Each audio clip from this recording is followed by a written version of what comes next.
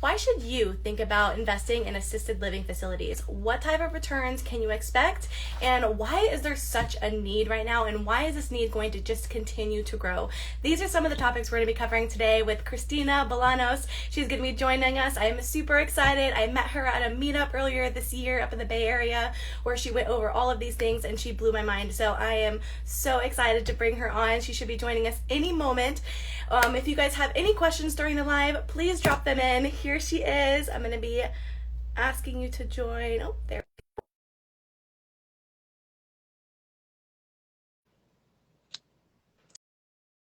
See if it'll work.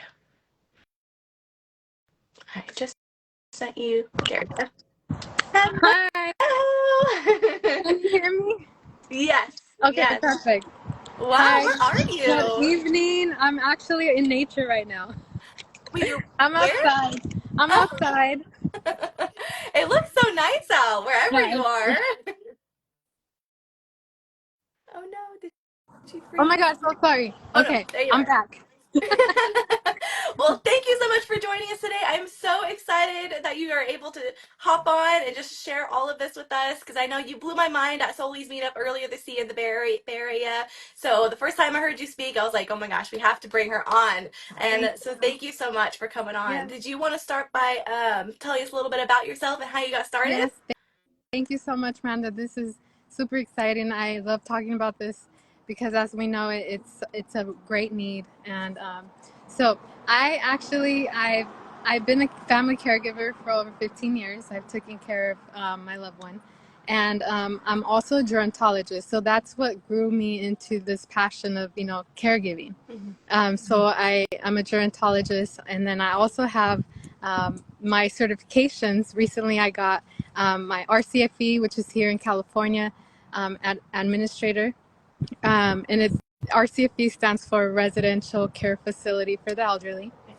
And I'm not stopping there. I actually got another administrator license for adult residential facility because I'm also interested in adult, the residential for adults, which isn't, it's just a different type. But so I actually, so I'm also a licensed healthcare worker, and I worked for the state. I'm a licensed psychiatric technician.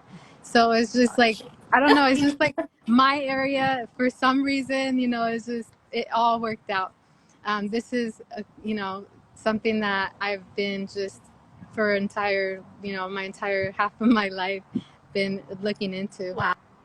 That's incredible. Do people have to go and get these certificates, or is it something that you were just so passionate about that you wanted to be an expert in this field? Well, definitely it helps to have the education and just learning about it. The only reason you would need it in assisted living is if you are the operator yourself, and you need it for licensing, and so you would need it. You would need your certification to be able to operate and own your own facility. But if not, you can always, have someone else do it, hire somebody that has their certification and experience, and then go from there. Wow. So on top of all of this, at the beginning you said you were a caregiver Yes. yourself? Yes, I'm a family caregiver. I have a brother with Down syndrome, and so I, grew into this caregiving role because of him.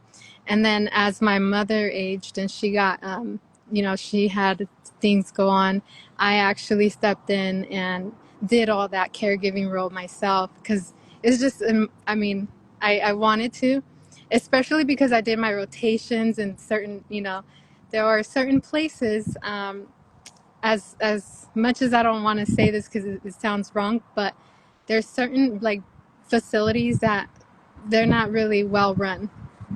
And I'm sure that a lot of people experience it sometimes, especially when they have their elders having to go into these facilities and they see it. And so I wanted to make sure that she was taken care of at home with me. And that was by choice. You don't have to, but I wanted to. So that's why I got into it. I love that.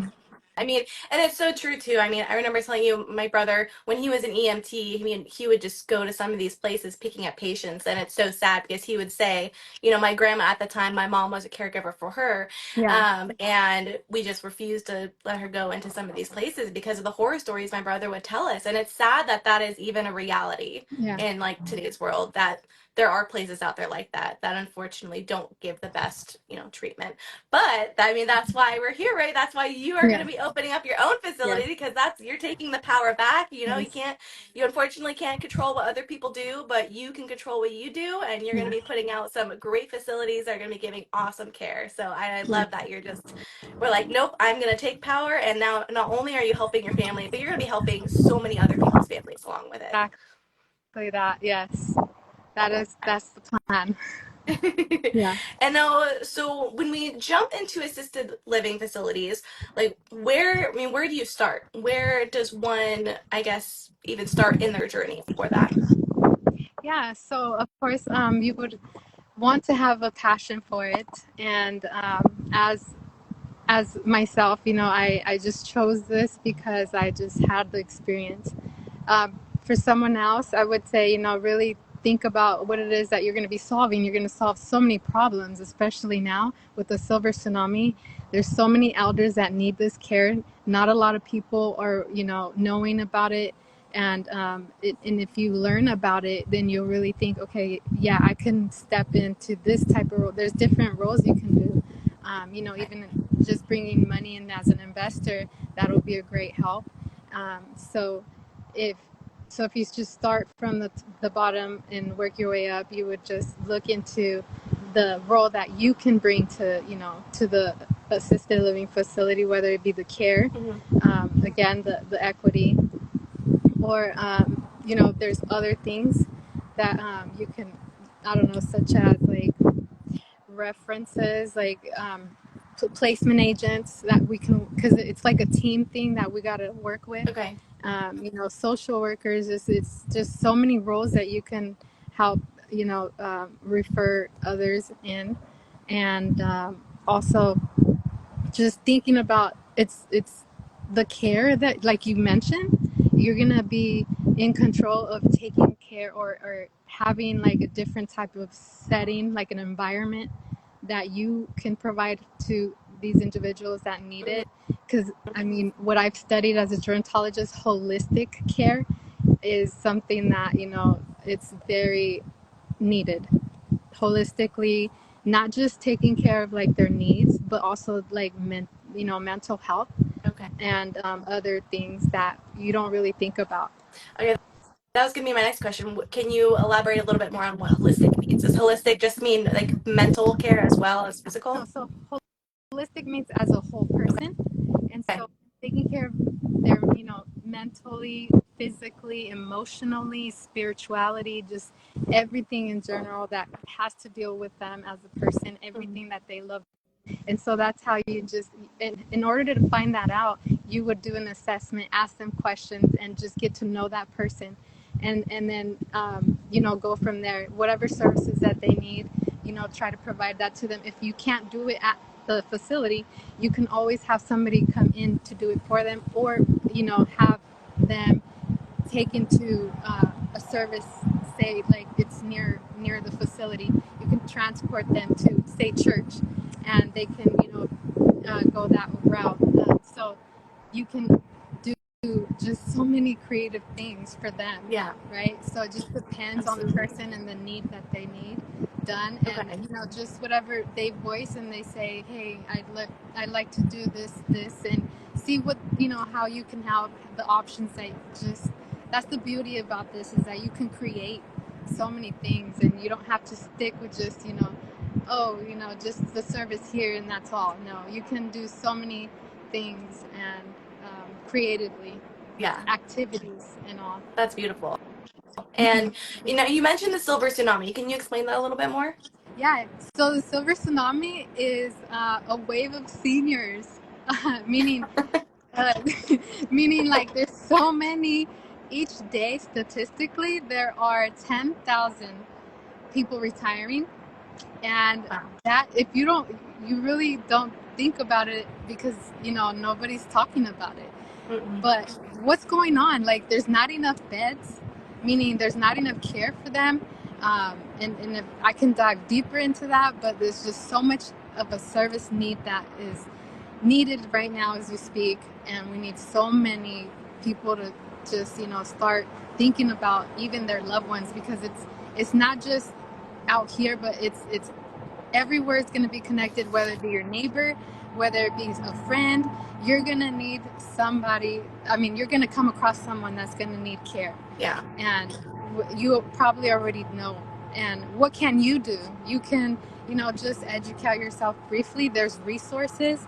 I wish I knew this beforehand. I didn't. And so this is another reason why I'm doing it, because I want to be able to give people that, that resource I wish I had, because it's tough. It's tough when you don't know. You don't know what you don't know, and you don't know who to ask. And a lot of these places, they'll give you like, or should I say, physicians, they're busy. They don't have the whole time to tell you, hey, look into this resource and stuff. It's up to you as the provider or the care provider to be able to, ask these Yeah. questions. Yeah. And so Absolutely. that's the silver tsunami. It's here and it's not going anywhere. Wow. I mean, that's insane. Because I mean, I already hear crazy stories about some facilities having like 2, 3 year waits. And the fact that that's only going to get worse is just blows my mind. So, you mentioned active versus passive investors. So, active is someone who wants to run the facility, be the operator, and a more passive approach is either private money lending, or can it be like an investor who might not want to do like the operation side? Can they go and find like a house that they can now lease to an operator? Yeah. Is that an So, option? yeah, there's so many, well, not so many, but there are options. When it comes to the real estate part, they can become, an investor, either passive or active. And it depends. It depends. Every deal is different. Every structure of it is different. You guys they would negotiate that and between them. And then so when it comes to active, you are in as an investor. You're actively hands-on. You can have some say of what goes on, and again, that's just depending on the deal structure. Okay. Whereas to passive, you just bring, you put in the money and you're not really saying anything about the business or, any of that, but you are getting a return. And so that's the difference. And you mentioned also about the one more thing.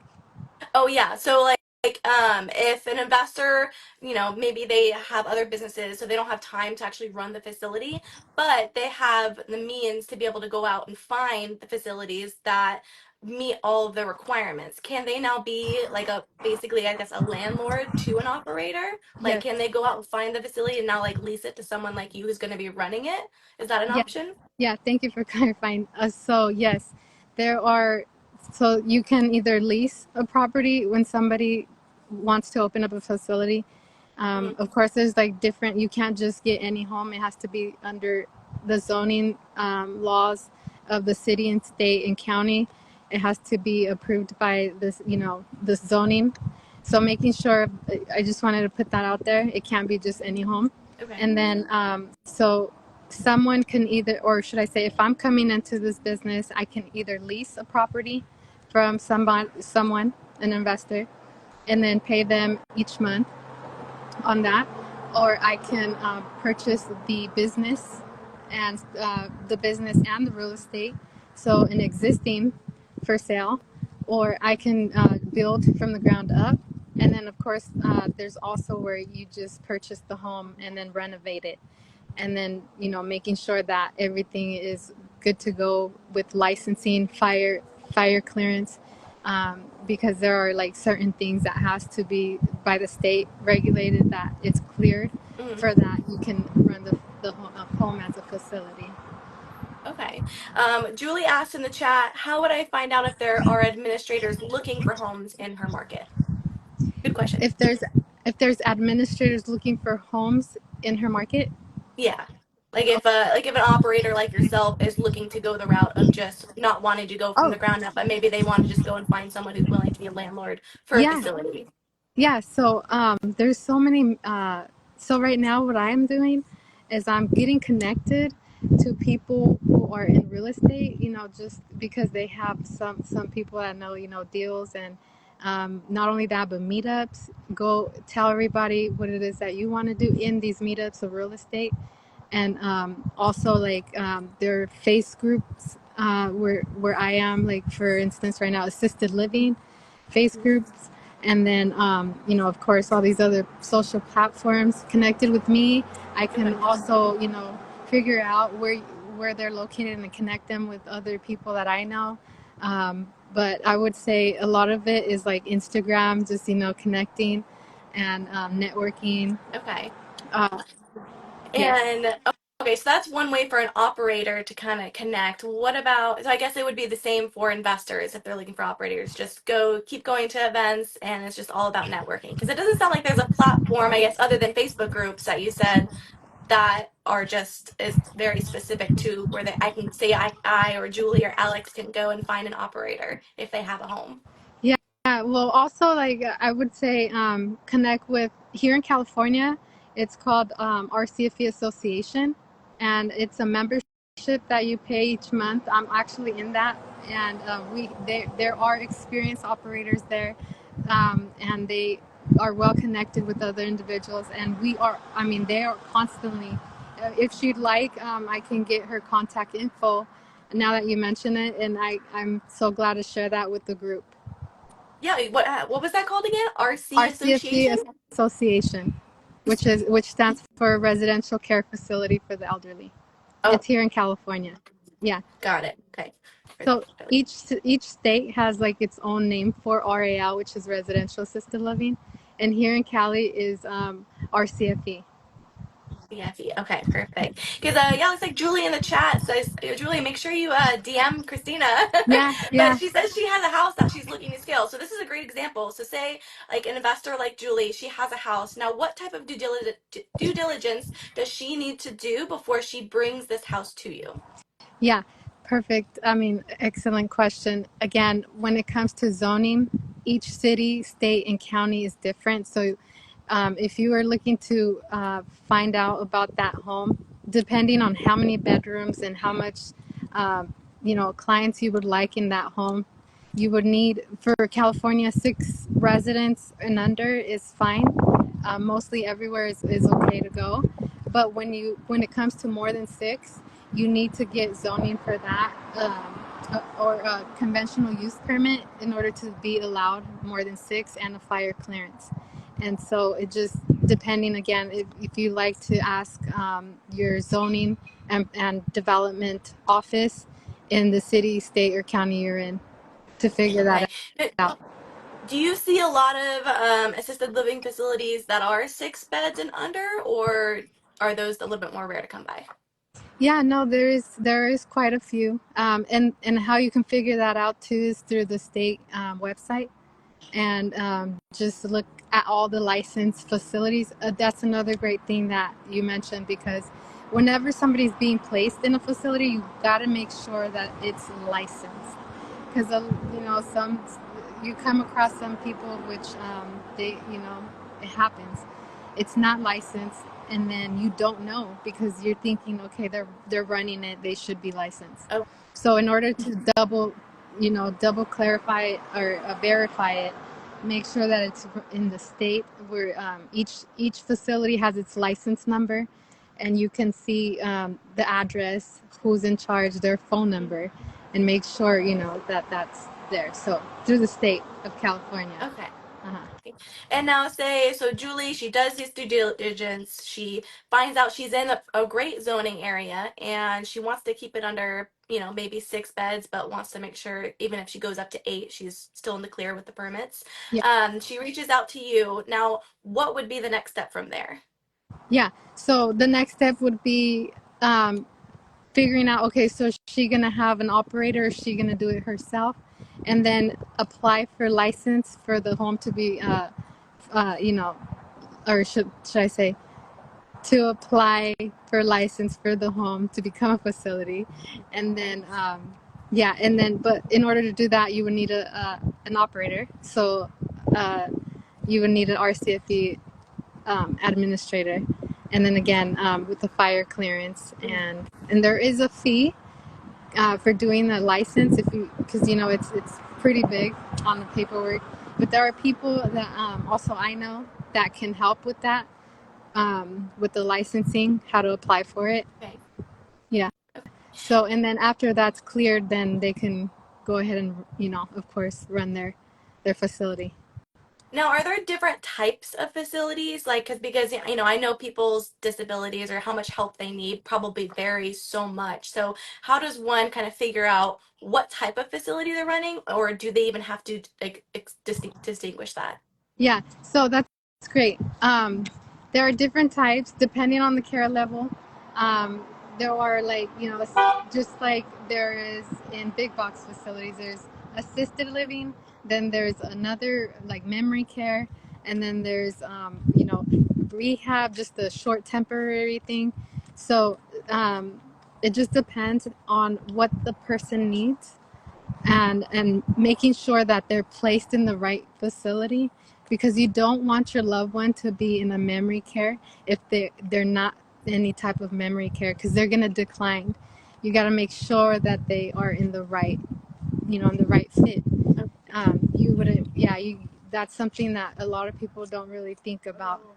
And so I would say, um, excuse me, sorry, I just got interrupted. So I I would say, yeah, just making sure that the care, you know, there's an assessment that's done as well. So that's a good thing, where your loved one would be able to, you know, you'll be able to know from there, like, okay, she's at this level, she can do minimal assistance, she just needs a little bit more. And so and then, you know, of course, after that, after, you know, progresses, there's another assessment to be done, and that's how it just keeps going. Okay, who does these assessments? Yeah, so the assessment are done by either physician or the administrator. Okay. There are certain requirements that in the facility. So there's, because if it's a non-medical, mostly it's non-medical, and if it's more than, you know, than that, then they're not able to accept the people. But depending on if they have, like, you can do a waiver in certain situations if it's not like a big problem, but you would need to bring in a nurse to the facility to be able to provide the medical need. And so it just depends on the situation at hand. Okay, so starting from the beginning. So Julie, she has a house. She makes sure it's zoned correctly. And then she reaches out to an operator like yourself. And then they come up with a plan to figure out what type of level of facility they want to be running and how much care they're going to be providing. And at which, when they agree upon that, that's when they can start looking for tenants, correct? I would say another thing is doing your market research. Are they going to, how much beds are going to help them to create this, you know, this business to be well and running? Because there are expenses too. And depending on the bed rates, are you going to be able to charge enough to be able to, you know, provide the pay for your employees, and then you don't want to have to be negative in cash flow, because that's, you know, that's gonna not last in your business. So Yeah. So where market can research. market research? Okay. So where can someone like Julie, I keep calling you out. She's a great example. So where can someone like Julie and myself go and like do these comps, like to make sure that the beds and like the numbers are, you know, what good. Yeah. So there's actually some research that I would say is, like, there's a website, Genworth, and it's spelled GENWORTH,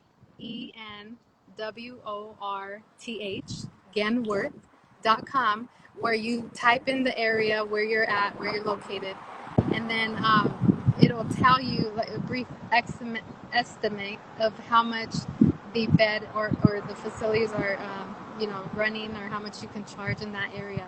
Also, what you can do is you yourself call the facilities around the area. If if she has access, well, I'm sure she has access to the computer, you would just go Google into the state and find out, in her area, which other facilities are around, and then call them, and directly call them, and just be a secret shopper and ask, hey, I'm looking for a room for my loved one so and so, can you tell me how much you are charging?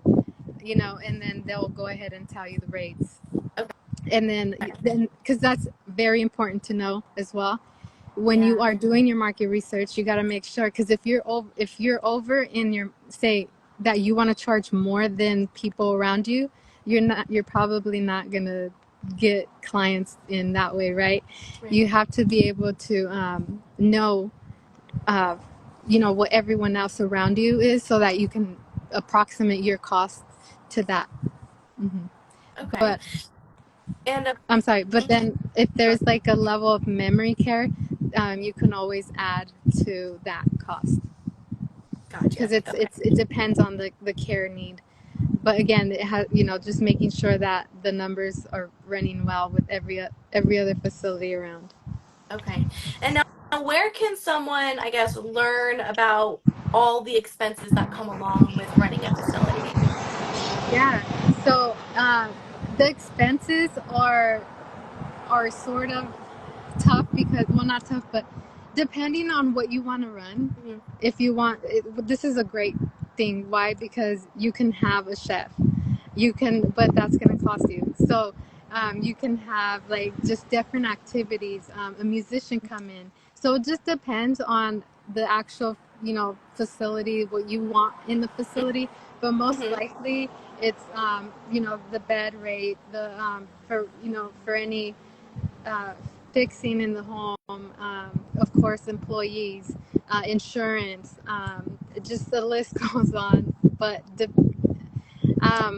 I can actually only give so much, because I don't really know, because it just depends on the facility type and Yeah. how big it is. Hmm. So, because Okay. there's like other bigger facilities, there's smaller Right. facilities.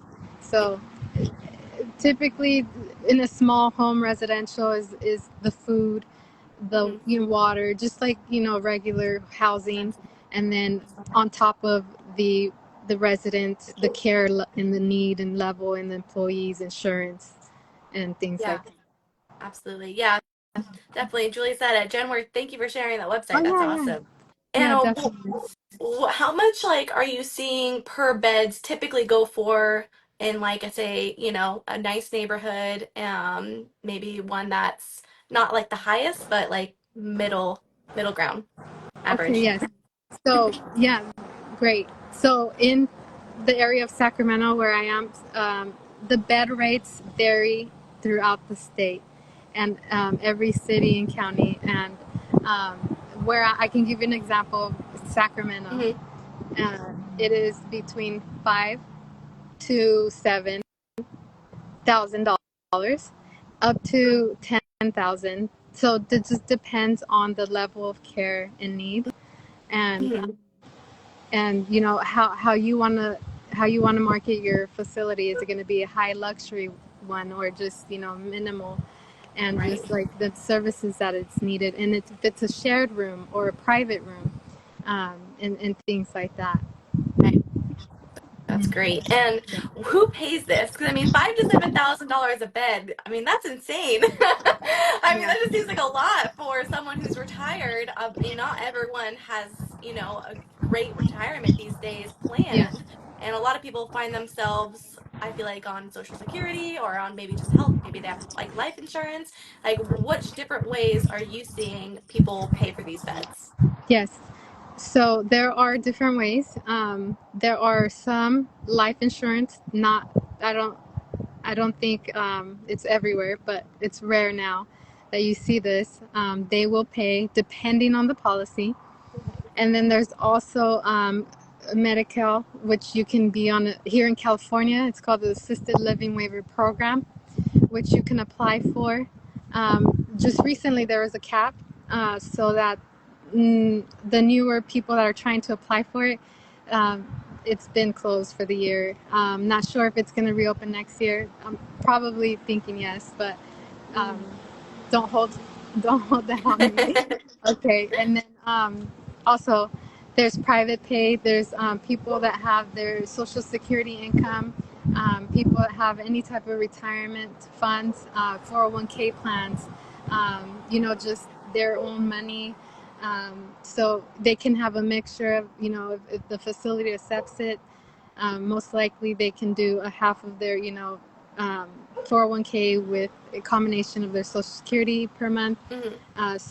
Or again, with the government assistance. Okay. Wow, that's awesome. I mean, I love that there's options. Yeah, Yeah. And are there any sort of like government incentives or anything like that for investors to help them with all the overhead costs? Not that, no. Okay. Okay. Perfect. Um, wow, I mean, this is amazing. You're dropping so many golden nuggets. Oh my gosh. Yeah. So I mean, at the last meetup that you spoke at, I was talking to an investor and she had said that she was looking for the bigger facilities, like 30, 40 beds, because numbers wise, it just wasn't worth it for them to go lower than that. Do you see a lot of investors thinking that same way, or do you still feel like, for investors, it's still like, a profitable business where they can continue to scale with like 6 beds and under? Yeah, so it depends on the deal structure. If it's a 6 bed and the investor is passive, then Mm-hmm. it'll be, just like a deal. Like the more bigger, the more of a return. Mm-hmm. But not necessarily. It just depends on the deal structure. So it's sort of hard to say an exact number, Okay. but because it just even in a 6 bed facility, there are facilities that are getting up to, I mean, just a lot, say 12,000, depending on the care in Los Angeles, people that I know. And so it just depends on the deal Okay. structure and how that works. But of course, yes, more beds, of course, more, return rate. Okay. And I guess so when an investor is looking into, opening up this facility and say they do want to be an operator, what do you feel like is like the biggest challenges they face right now in trying to open up their own facility? Yes. So I would say hiring staff. Okay. Staff is probably, because I'm gonna be real. The number one thing is caregiver turnover. We see it a lot happening. I'm on the rise to try to stop that. Why? Because I'm a caregiver myself, and I feel like the reason why is, maybe, I don't know yet, but maybe is because some caregivers, we don't get enough time for ourselves, and I'm gonna really push self-care for caregivers in general. It's a lot of work when it comes to caregiving, but I would say just having the right leader is gonna be, you're gonna be successful in this, because you're gonna treat everybody individually, like just like we're all a team. And but of course there are certain personalities which you can't really, you can only do so much. But of course, that's when you, as the person that's in charge, you got to make sure that you got to, say, okay, if this isn't working for you, what else can we do? If not, it's a problem. It's becoming a problem, and we got to let some things go. But I would say the challenges with that is, but like I said, it just depends on the leadership. It takes a lot of leadership, and for these facilities to be well operated and run. And most Mhm. likely they are run well. So make sure that in the hiring process you are looking for individuals that are really passionately about the assisted living, and Hmm. they've, and you can tell, because that's when you can tell a person at the interview process. Yeah, absolutely. And I know, I feel like I hear that a lot too with like other businesses, that hiring is such a like big problem right now in getting people, finding people who want to stay in it long term wise. Yeah. And do you face what kind of I guess legal or regulatory requirements do you find like operators finding as a challenge these days? Yes, so depending on the legal, per state, it just varies per state. Okay. So it's just like a tenant and landlord contract. So Hmm. any problems there, you just make sure you go through the state, making sure that everything is well checked off, making sure you're doing your service as a landlord, and then they're doing theirs as a tenant. Right. Um, but it's the same as real estate, I would say. Okay. The only thing is, with care, there are other rules and regulations that have to be done. So making sure that those are also done and checked off. Okay. And yeah, it just depends on the Okay. state.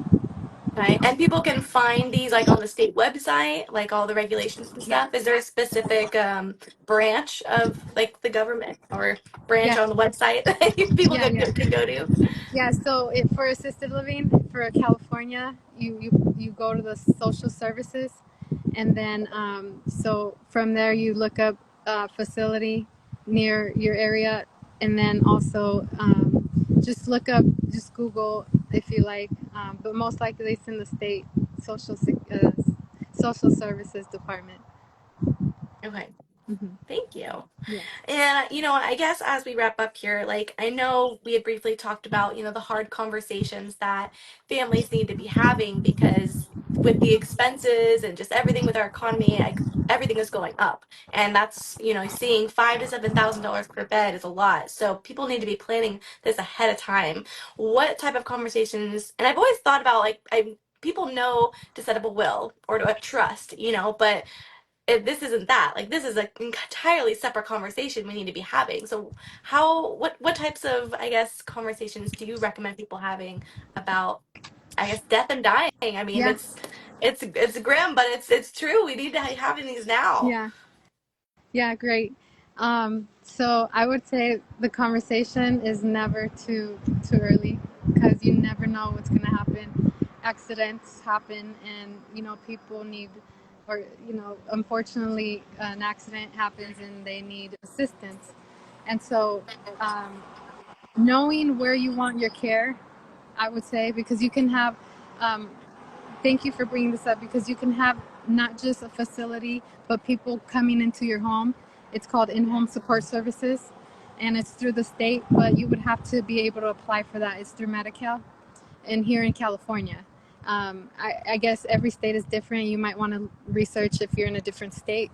Mhm. But so here in California, there is IHSS, there are Medicaid, so if you want to be taken care of at home, you get an assessment through the physician. They they approve you for so many hours, and then you choose the caregiver, or they choose one for you, and they come into your home, and then they help you and assist you with whatever it is that you need. Um, they go shopping, and just things that you need, transport you to and from the doctor, um, because they're able to do that as well. Um, and and so, and you mentioned another thing. Oh, just I guess like how do you plan? Okay. Like I guess financially or just Okay. what type of legal things do people need to do to plan Yes. this? Thank you. So yeah, of course, you would always want to ask your loved one, hey, what is it that you like, and what would you want? And because you want to give them that choice of option, even though they probably some some cases it's too late to ask, because Hmm. they already develop the dementia, or a change in behavior, Alzheimer's, or something that and you guys unfortunately didn't talk about. And so it's so important to talk about this now, because then you are able to give them that choice now, and then they can say, okay, hey, I want to be at home, or if they can't, then choose the best facility for them according to their needs, the facility, whatever activities they like, and then because every facility is different when it comes to that activity and all. Mhm. And then if they want to choose, they can now. Who knows? Like it's never too early. You can go and start looking anytime and just go out there and be like, hey, I really like that facility, and make sure you put me in that facility. Because there's just like, there's some facilities have like live band and just so many things, Uh, and it helps stimulate the mind. That's another thing that I really do look into for me too. Like I want to be able to provide as much as I can and all these services, because I know that when it comes to Alzheimer's and dementia, the stimulation of the mind, it helps so much. yeah, So absolutely. even research has stated that it does. There are just so many tools that you can use and resources to help you guide that too. Yeah, And absolutely. yeah, so And Julie asks, is long-term insurance something we should consider in our healthy middle age, like long-term care? That's one of the yeah, things. yeah, definitely. And if there's policies, make sure that you read well and you ask these questions, because again, it just depends on the policy. If they do or they do not, they can have like a portion paid. So it just depends. You got to make sure that you get with an insurance carrier that does, because Yeah. for some reason you don't really see it out here as much anymore. Yeah, man, I have life insurance. I need to go check that. Because of the fact that it's a cost, right? So it's going to cost Yeah. them so much. Wow. So That's crazy. Because when I was choosing my life insurance, I just wanted to make sure I had enough to cover my yeah. properties when I pass away, so my family didn't have to worry about that. But now I have to go back and make sure that if anything were to happen to me before I pass away, that it's gonna help cover those Yeah. expenses. At least I would Yeah. hope in case I ever need it. Oh my gosh. So thank you for that. You've just opened up my mind, and I feel like just having these conversations is going to save so many people down the road and make sure that they're going to be provided and cared for. Exactly. Yeah. And I Yeah. Cause know you just sorry, go ahead. no, cause you see where it's like you said, cared for. Yeah. Because I'll bring it up again. Mhm. Some facilities, and it's just I don't even know why they're open. And I'm gonna be real, I'm gonna Yeah. be honest. Why are It's they sad. open? Because there's not enough, and Yeah. there's not enough beds, and there's a shortage, and that's Mhm. why it's good to know about how can you contribute. This is a recession proof. As an investor, you can bring in anything capital, and just know that it's going to be a great investment because of the big demand, the need, Yeah. solving a problem, a huge one that you just have no idea about. Yeah.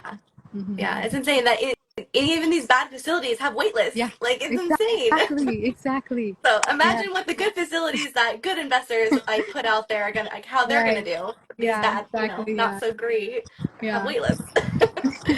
Oh my gosh. Well, okay, I'm curious. So, I know as you're getting ready to open up, your facility and take that next step, what certain things do you plan on doing to make your facility stand out? Oh yes. Um, Actually, I've learned so much from my rotation at UC Davis Health and Medicine.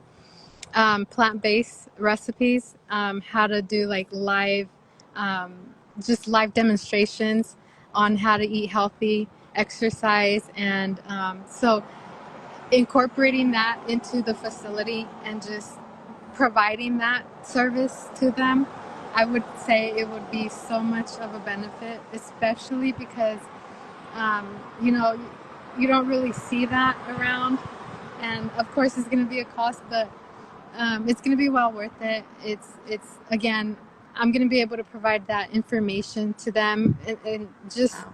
because what I've noticed is proximity is power. So if you were to sit me next to somebody that's outperforming, or it's an outperformer, I'm gonna do it too. And it's just like energy and vibes. And so if I were to bring this into the facility, you'll be surprised how good brownies taste if they're made from black beans. I'm not lying. And they taste just like brownies. And you wouldn't know the difference. And it's like, wow. brownies can be made through black beans in a healthier version. Why not do that? You know what I Yeah. mean? Why not do that? And just, substitute things um, that are harming us. Because, I mean, as we all know, sugar Yeah. is harmful to us, and it's a big diabetes is it's around everywhere. Some unfortunately, Yeah. and why think of having to be healthy as a, or should I say, I saw something on TikTok, and it said, why is it that we have to call healthy eating healthy? It's normal. It's just that we're not being, we're not eating normally. We should Right. be we should be eating normally, Yeah. and so yeah, there's just so many things that I'm thinking about doing, depending on the care. If it's a memory care, a lot of stimulation at my, um, there's a RAL NatCon, which I'm a part of Mm. through the RALAcademy. I'm a student, so I'm getting coached by them. They provide like also like so many things now that is like technical things, technology. Is like a device for people who have Alzheimer's to play a game. And believe it or not, they get so into this game, and it's like, whoa, like, because if you come across somebody with Alzheimer's, it's sort of hard to get them to get interested in anything Yeah. because of the disease. And so with this new technology, what it's doing is actually getting them involved to be, in this, just doing activities. And what is better than that? It's just like, oh my God, That's bringing amazing. people to light. Like you can actually see that, and it's just incredible what all these technologies are doing. Of course, there's a cost. There's also like a not a fake, but an animal which helps, not an animal, but I think it's a monkey, where it gives you hugs. And it's so Oh. cool because hugs are like, hugging is like it's, to give some type of, I don't know, like emotion, Yeah. and just, and a lot of people in the facilities are lonely sometimes. Most likely nobody Yeah. comes to visit them, and having that, and that's why it's called, like, pet therapy is great. So that's another thing I want to bring into my thing, is like pet therapy, music therapy, like all these things that I know as a gerontologist. There's so many therapies, aromatherapy, just so many things that right now, I mean, I can list so many. Um, Mhm. but yeah, so bringing it up to the hugging is like,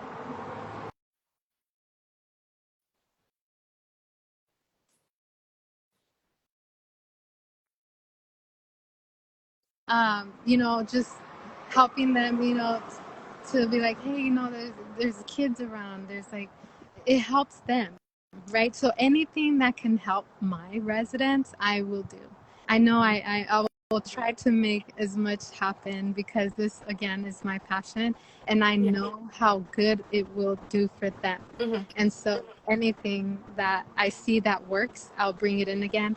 A musician that comes in, like a violinist, like if they like that, hair services, like you can bring in somebody that does grooming for them, like perms, or just dye their hair. Somebody that does nails. I need my nails done now.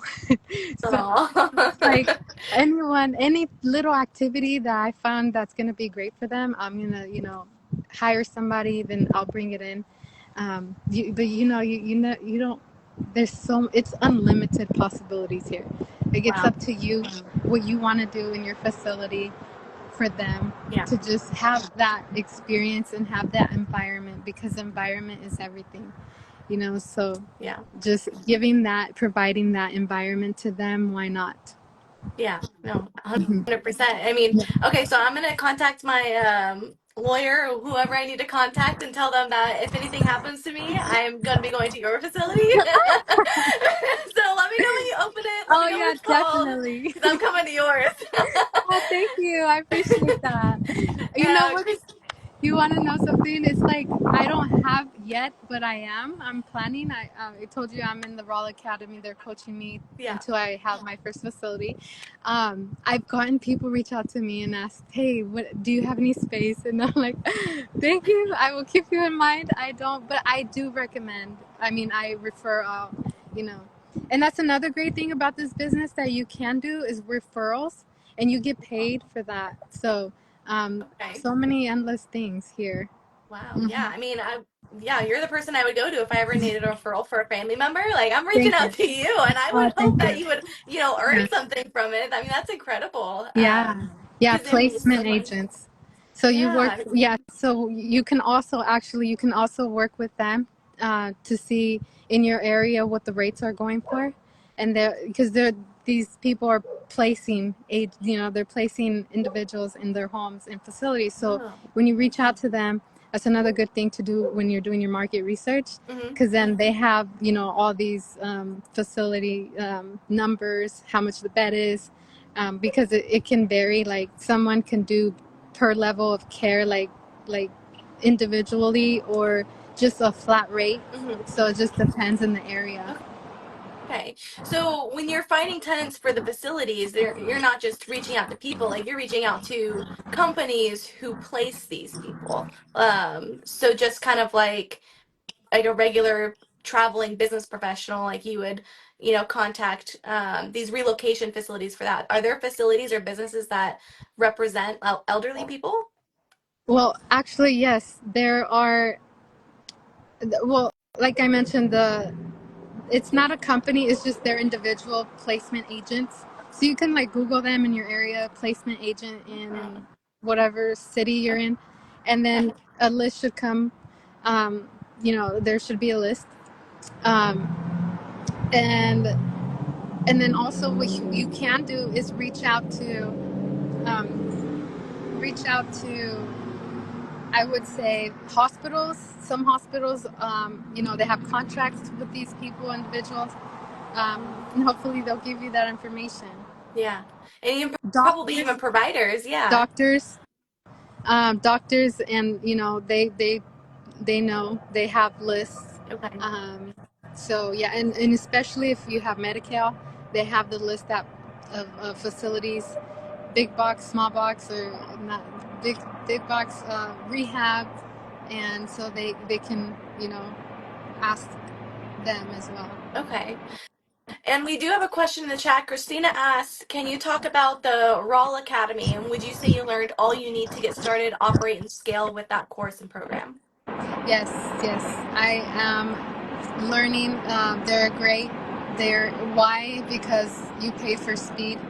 They have a team where you can, and I glad there's a 3-day fast track that I can recommend everyone to do. Why? Because if you're new and you know nothing, the RAL Academy is your go-to because they are resourceful. They have been doing this for a while. Jean Guarino is the founder, and now Isabel Guarino is the one taking over. And so I've learned so much because I had no idea where to go.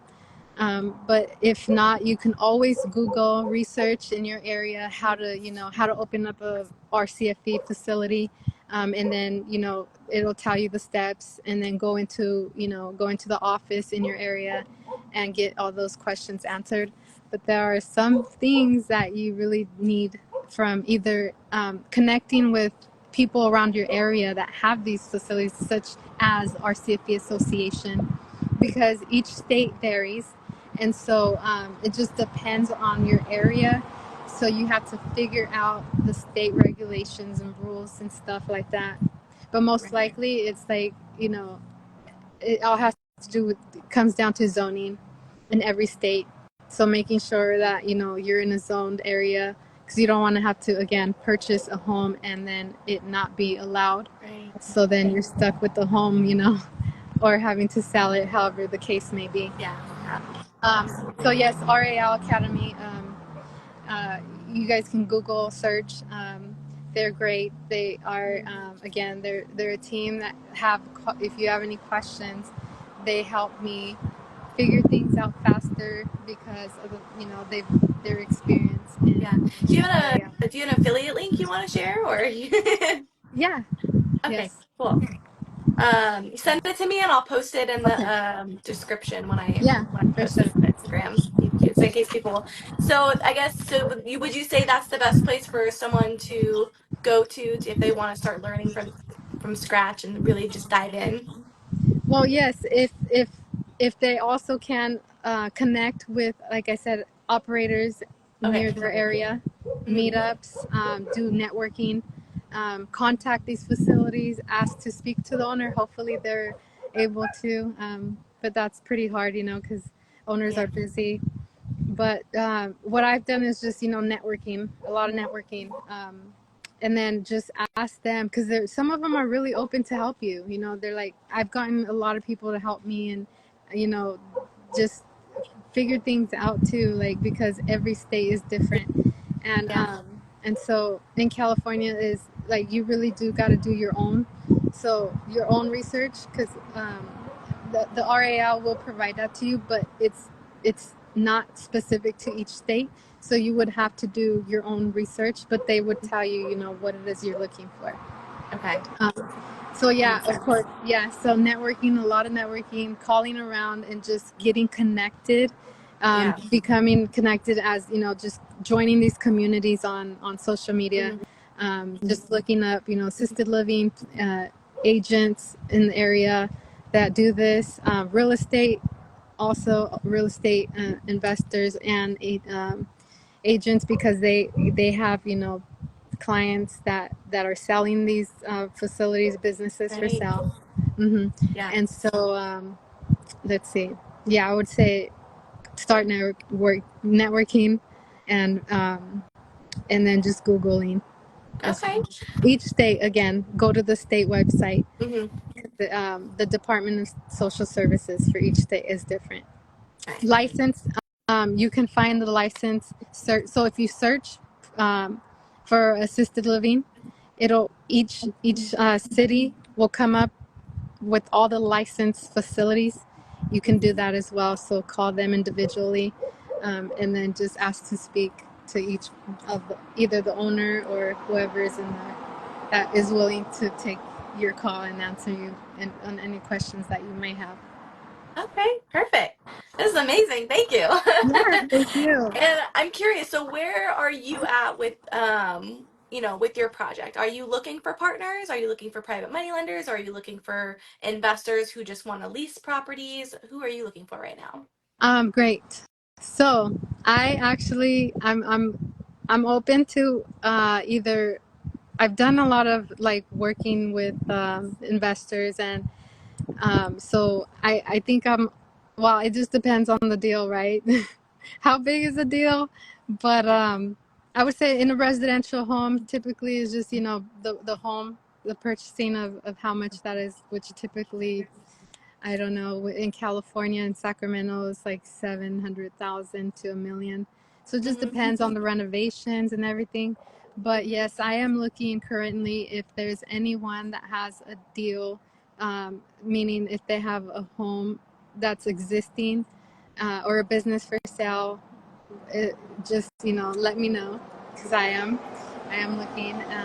I would Mm-hmm. say, uh, and also the partners. I've actually developed a few relationships with investors that are willing to work with me as well on this project because of the fact that they understand how much of a need there is and how much I will bring to the table and everything like that. So, but I'm always open to talk, just if anyone is interested, and we can, do something together.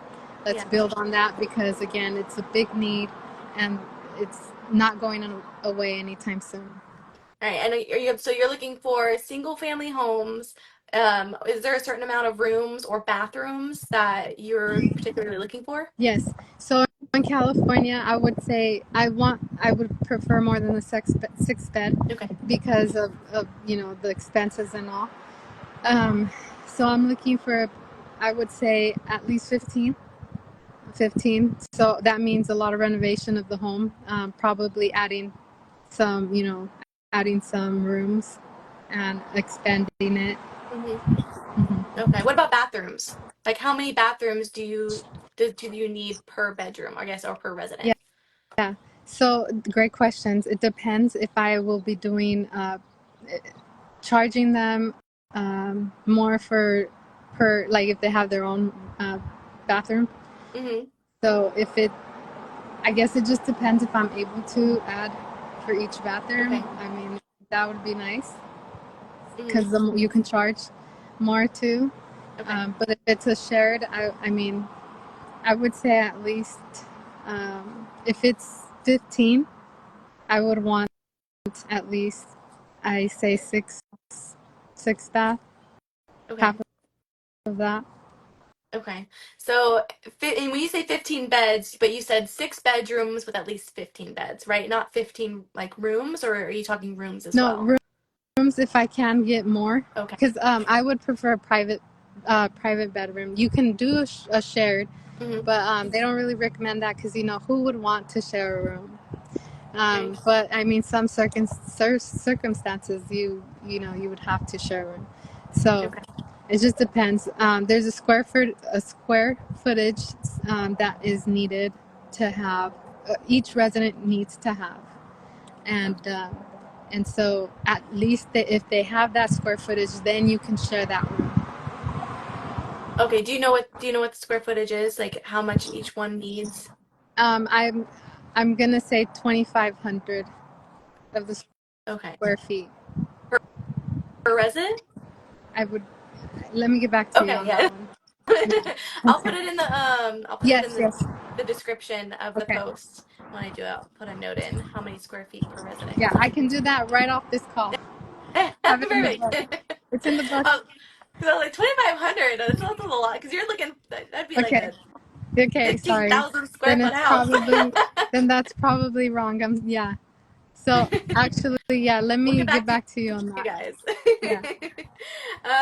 Okay, that's perfect. And because I'm just thinking in my mind, my wheels are turning. Yeah. Yeah. The 6 beds, so probably single family. Is there any cases where you would do a 2-story, or does it have to be one level? There are cases where people do that, but due to liability and it's, just you really don't want to because of safety as well. Mm-hmm. Um, you know, but there are some cases that they do have that, and there's an elevator Mm-hmm. because you would need to provide that for people that aren't able to go up and down and for accessibility. Right. So that's just an expense that you would have to add on. So it Okay. just depends. Yeah. And Alex, she mentions something really good. She says homes that are good for pad splits. Have you thought about partnering with companies like Pad Split who already go in and do these renovations? They would just have to be a little bit more accessible friendly. Oh, that's great. I actually never heard of that. Really? Yes. Oh, you should look into them. Huh. Yeah, right now they're really into co-living, Okay. like sober living houses, regular just co-living. They'll go in, they'll take a single family home and they'll create bedroom, like they'll get rid of common living areas though. So you would just have to work with them and explain. Because I mean, that's a good question too. How many common areas would you want for your residents? Like one living room, two living rooms, or does that not matter? No, yes. So of course, like the more the better, because you can have the activities going on. Mm-hmm. So it just depends. Depends on how big the home can be Okay. and safety. So Yeah. When you get to that construction phase of like when you need to start doing renovations, I feel like Pad Split would be like some sort of representative to talk to would be great oh, because oh they're yeah. already doing it halfway. You would just need Yes. to tweak it a little bit. Yes, yes. So, during development too, because how you can do this is, build it from the ground up. Hmm. So the development, and of course, it just depends on how you can do that through the city and Right. county zoning and all that. Okay. So um, I can figure that out. But if I were to provide that, it would be just depending on how many people are in the home. Hmm. If it's only, 6, then I don't really need the extra room. So it just depends on the residents I and how see. much space I need that. Okay. Mm-hmm. Okay, that makes sense. Well, this was amazing. I'm looking through my notes, making sure we got all the questions. If anybody has any questions, make sure you put it in the chat now. I'm just looking through, making sure we got everything. Is there anything else? Oh, I know you had just went to a summit. Did you want to share a little bit about the key takeaways that you got from that? Oh, yes. So it was a great summit, and it has to do with longevity and the reason or how you can, how you can help, just how to create that, in your life, by, doing like different activities and sort of what, like I mentioned, like substituting and learning on how to, eat better. And that's holistically, not just on one area, like making sure that you take care of yourself holistically. Mm-hmm. And in this summit, I was able to like look at different perspectives, and they had like these booths of aging, and I don't really think about it, but I mean, we're aging every day, and they have like, different like applying like different lotions and stuff like that, where it can help you like just not stop aging, but just like, Right. help in aid that. So I got those helpful resources, and then also they did like this gene where they test your gene by like they swab, and they're testing all these genes where you can already know technology is being tested on what you are at risk for and what you can do now to stop that risk. Oh. And I thought that was so interesting because you can, you can think that you might not have this risk, but the genes say different. And so, and then they'll go ahead and, talk to you about your results. And so I thought that was quite interesting. Whoa, And results yeah, on the spot? Oh my uh-huh. gosh. Not, no, no, no, not on the result, not on the spot, but Okay. when the time comes, like Okay, I they'll was like, tell you. wow, that's Yeah. fast. And I was like, oh my goodness, like I never thought about how you can do that. But now with the technology, you can do so much. And it's like, wow, incredible. Because you can stop that risk, right? And what better than to, do that. There's also like other things that I figured out. I mean, that I learned through that summit was, um, if just like stress itself, like how bad it is, like you don't really think about it, but reversing the perspective of your mentality, like, okay, instead of it being stressful, um, it's think about it as a way to solve something. Like, okay, instead of it being a problem, it's now like um, thinking about it as, how can I learn from this and not be a problem? Like, okay, how can I overcome this and help other people overcome this as well? Just getting that perspective of changing your mindset and thinking different perspective. And it's just like a whole, because it just brings so much, like, okay, for instance, when you're afraid of something or something's going wrong, your heart starts to pump, like it's like flight or flight, right? It's that that thing that just comes onto you. But if you were to change your perspective, you won't react that way because you won't think about it that way. And I was like, wow, this is so cool. So if you start to think now, I'm just like, okay, I'm gonna, these problems that I think about problems aren't really problems. It's just the way of how I see it as a problem, but it's not. It's just a way to how to solve this, or how to, just um, Change your just perspective. yeah, just change it. And it's not a problem because it's only a problem because you're making it a problem. Wow. And the fact that like that mindset shift has physical changes on your body is just insane. I mean, Just like, you anxiety, like your heart starts, you think about something and you become anxious. What does the body do when you become anxious? Your heart starts to speed. It's like so much dizzy. physically things going on. You get a headache. But if you change that and not have that, just like a little bit of therapy too, like if you were to breathe, just have these breathing exercises that can help Mhm. with that, and not think about that as, that fear, whatever the case may be, changing that, and it can really, really help you in the Yeah. long run. I feel like we definitely don't give I feel like just our brains and our mindset enough credit Yeah, because the physical changes that coincide with how we're thinking is just it can be life changing. yeah, 100%. yeah, yeah. That So that was, yeah, it was incredible. That experience was amazing. did they talk And then, about meditation at all? um, I'm curious. no, not No, really. okay, I was just curious. No, they just do more like, they talked about a lot in advance in AI technology, and how Oh, you can use AI to help you, and how you can do that is schedule, or tell AI to tell you when to eat, and you actually having to, um, how do you say, like, making sure you follow that according to your plan, like, mhm. because sometimes we overeat. I don't know, emotionally things Yeah. happen, hormones with us women. Yeah. It's like, so but if you were to follow it, it can really lead to great results, and it's incredible what AI can do. It can really lead you to a longevity life if you were to follow it.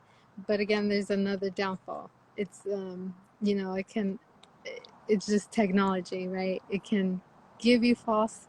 So it just depends Yeah. on how you structure it.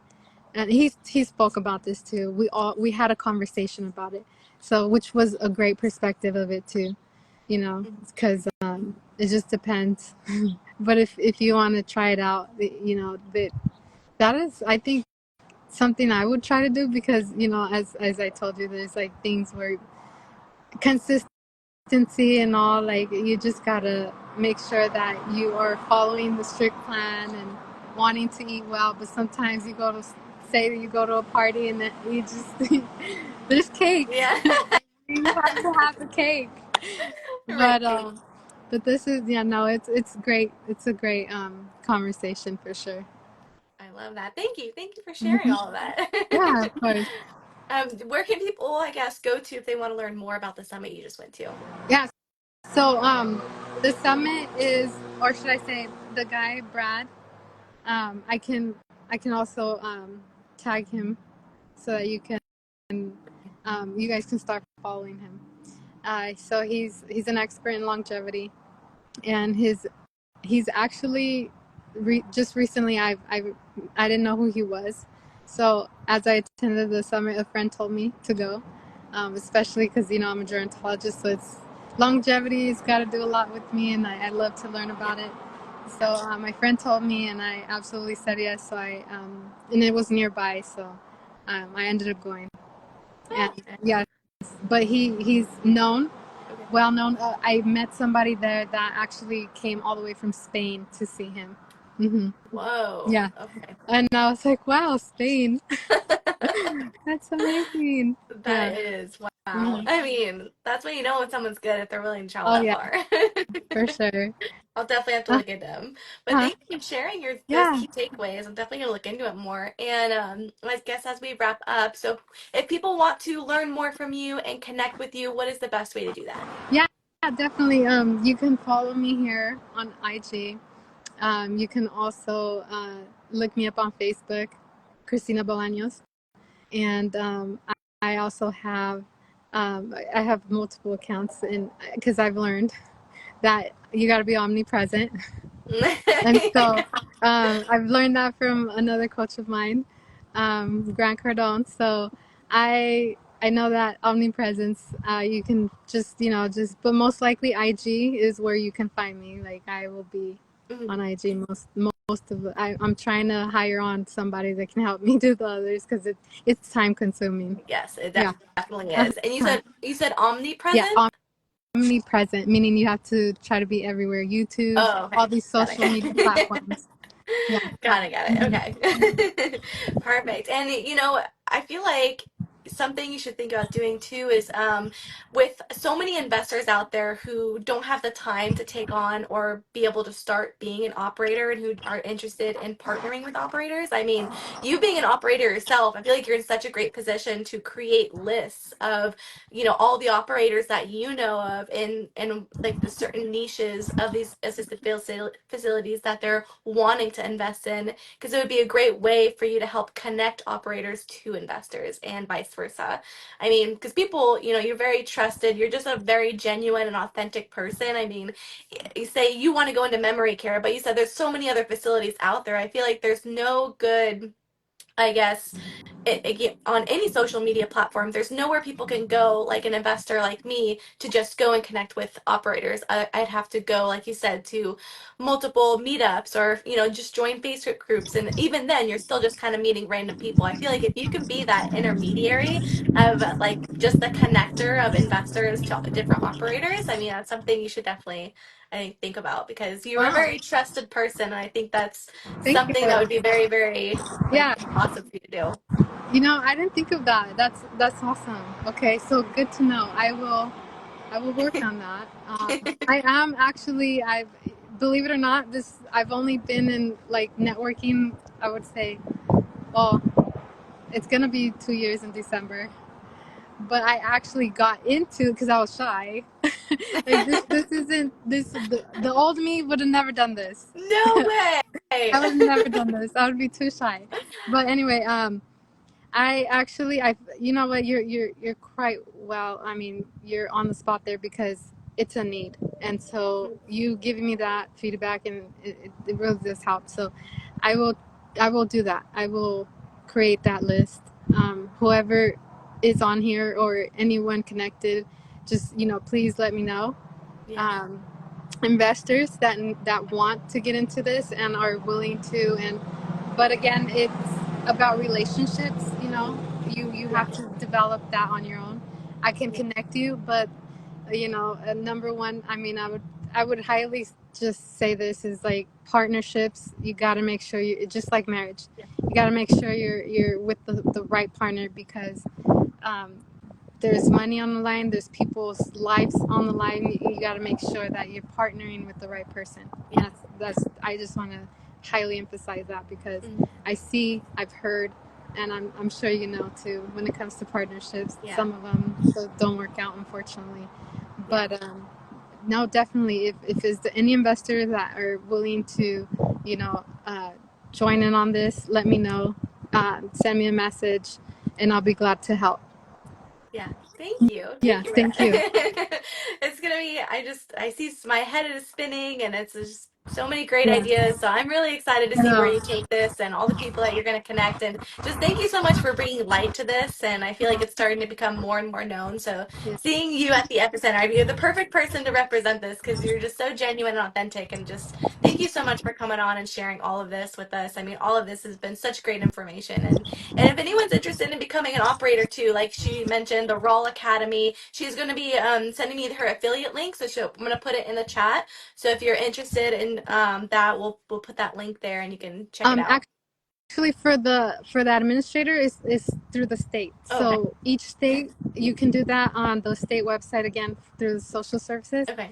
and then apply for, or not apply, but enroll. Mm-hmm. There's a list of people that are eligible to do to become your instructor.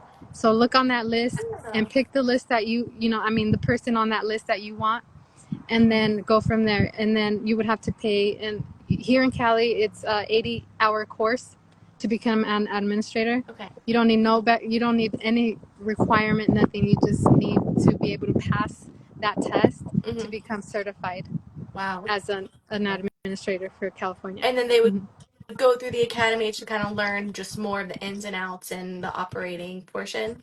Yeah, they can choose to do that, Okay. or again, they can just do it individually. Connecting with people out here in, or should I say, wherever they're at, Yeah. with the facilities. Again, everything's on the state website, where Mm-hmm. each facility is licensed. They have their number. They even have their contact number there, so you can call them. Mm-hmm. So yeah, so you can do that. Wow. Mhm. That's incredible. Well, thank Yeah. you so Thank much for coming you. on. You were Thank amazing, and I'm you. just so excited to continue to follow your journey. And I hope everyone, just reaches out to you because you have so much to give and so people so much to learn from you. So thank you so much for Yeah. hopping on with us. Yeah. Thank you so much for the opportunity. And I'm so happy to help and just share this because it's a need. And Yeah, we need more people to know about this. So thank you. I really do appreciate absolutely. you. My pleasure. All right, guys. Have a good night, Bye, guys. everyone. Thank you for joining.